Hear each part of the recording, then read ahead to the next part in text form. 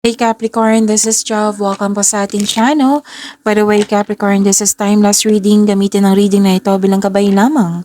Kung naka-resonate kayo, comment down. Tandaan, Capricorn, ito ay channel reading. Kunin nyo lang po kung ano ang naka-resonate sa'yo.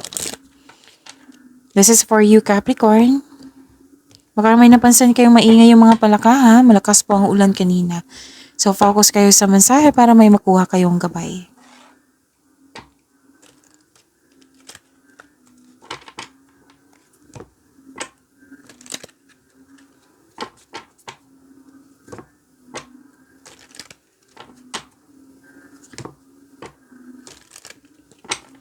Para po ito sa iyo, Capricorn.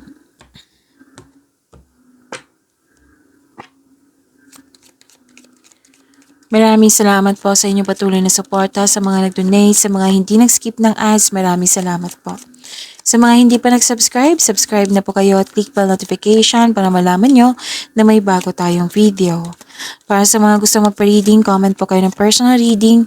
Again, comment kayo ng personal reading and check my reply sa comment section. Wow, prosperity is yours. May malaking influence ng isang lalaki po. Pwede ikaw to, pwedeng siya. Prosperity is yours, may nag-uusap sa property, may nagpahinga sa bahay kasi you felt calm, relaxed, and security pag nasa bahay kayo. Pwede din nag-decide kayo na home-based yung trabaho nyo. And career stability, dalawang card po palang nagsabi dito na prosperity is yours. And may dumating na project or opportunity na bibigyan mo siya ng long-term plans.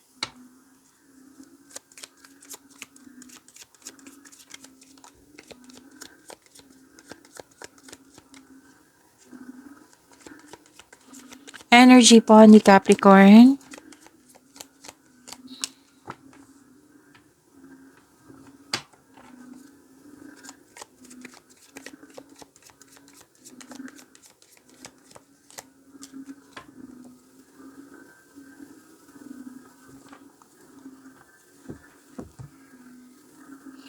Kung may napansin kayo na repeating message, yan po yung pinupush ng card sa inyo. Like for example, nanood kayo sa inyong monthly Kabaitar reading, weekly Kabaitar reading, sa inyong second half of the month of October, at may napansin kayo na repeating message, yan po yung pinupush ng card sa inyo na kailangan yung bigyan ng atensyon, solusyon at aksyon kung maaari po. So na yung energy ni Capricorn.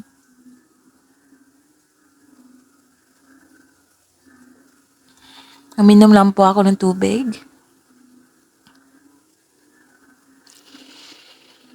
Okay, nagmuni-muni kayo ngayon, nag-iisip ng mga plano o pangarap sa buhay, nag-iisip ng mga desire sa buhay. Pwede din pumipili ka.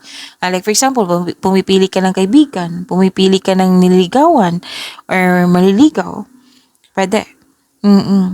Tapos iwas mo daw kayo sa temptation kasi may temptation ako nakikita dito.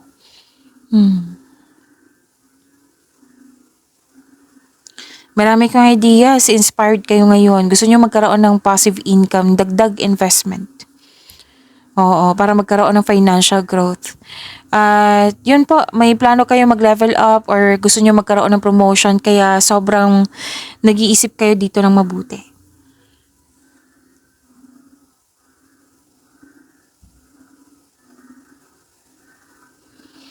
Pahinga. Kasi pagod kayo, stress, pagod. Nakaramdam ka ng pagod, stress, anxiety, pagod. So, pwede din masakit ang pakiramdam mo pero lalaban pa rin. So, kailangan ng pahinga para makapag-isip ka ng mabuti para makapaghanda or magpagaling. So, this card asks you to relax, calm your mind, and reflect. Kailangan ng tamang tulog, mag-meditate kung kailangan po.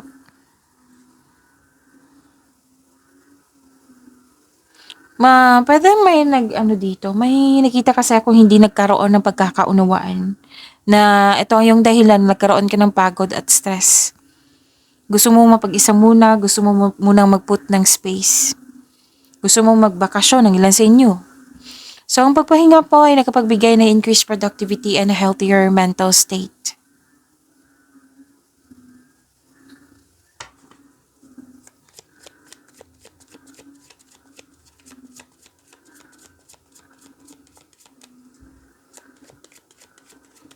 Career and money ni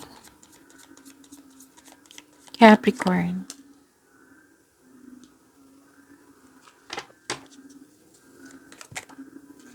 Huwag kayong matakot sa card na ito ha, kasi may advice pong card.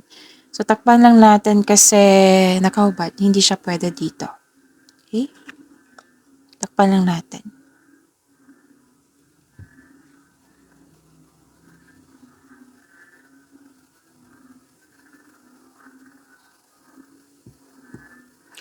You have the power, authority, nasunod yung gusto mo, desisyon, ideas, or plano. Sabi ng card dito, magaling kayo na leader, na meron kang mga tao dyan na very supportive sa'yo. Malaki ang tiwala ng mga tao sa iyong strength and skills kasi marami ka nang napatunayan po. And nagsabi ng iyong card dito, you are making tremendous progress sa iyong career or nag-level up ka na. Di ba ito ang gusto mo? Lumabas dito sa energy, gusto nyo level up, gusto nyo promotion. Okay? And you have authority, leadership, stability, and calm. And sabi ng card, magaling kayo sa mga ginagawa nyo. Magaling kayo na leader.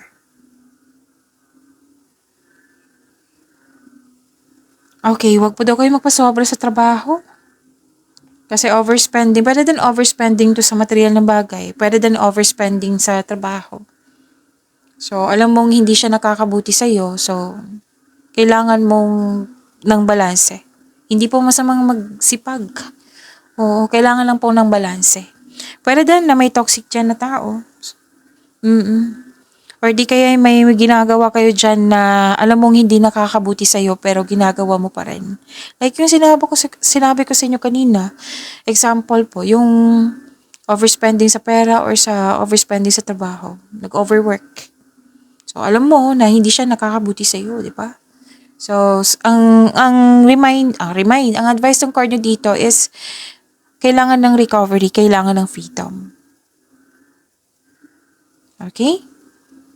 Like yung sinabi dito na may toxic, so kailangan nyo ng freedom, kailangan nyo ng recovery.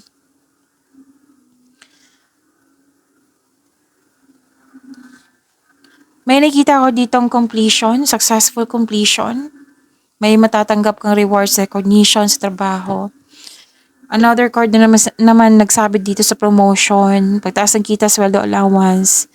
Makakatanggap ka ng positive review. So, recognition pa rin, di ba? So, may natapos kayo ha. Successful completion po ito.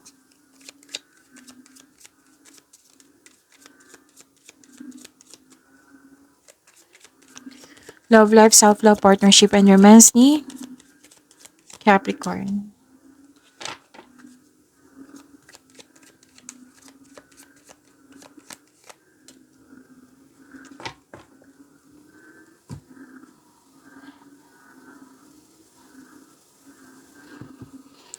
Nakikita ko dito, nagkaroon po ng, may ilan sa inyo kakapasok lang ng relasyon.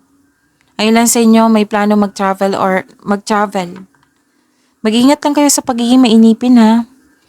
Mas lumawag talaga yung ambisyon mo sa buhay. Wow. Makinig din kayo sa inyong intuition kasi mukhang gumagawa ka ng desisyon dito. May malaking desisyon. So makinig kayo sa inyong intuition kasi it will guide you sa isang malaking desisyon. Okay?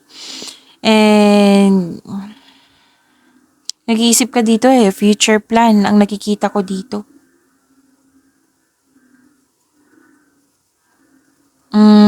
Matibay ang inyong relasyon. Maaaring may date kayo after ng tampuhan. Oo. Sa mga single po, handa na kayong pumasok sa buhay ng pag-ibig.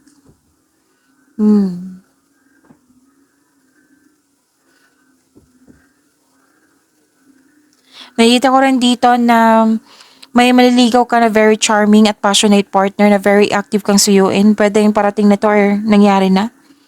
Huwag ba daw kayo magbadali ha sa pagpasok ng relasyon? Kasi may bagong pasok dito sa relasyon tapos parang nagra-rush, nagmamadali. So once, enjoy nyo po yung getting to know each other stage nyo.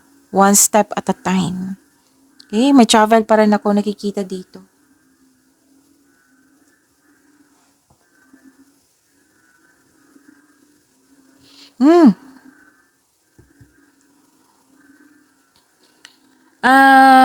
Okay. So, balanse pa rin to Balanse pa rin sa oras. Sa inyong sarili, sa partner, sa pamilya.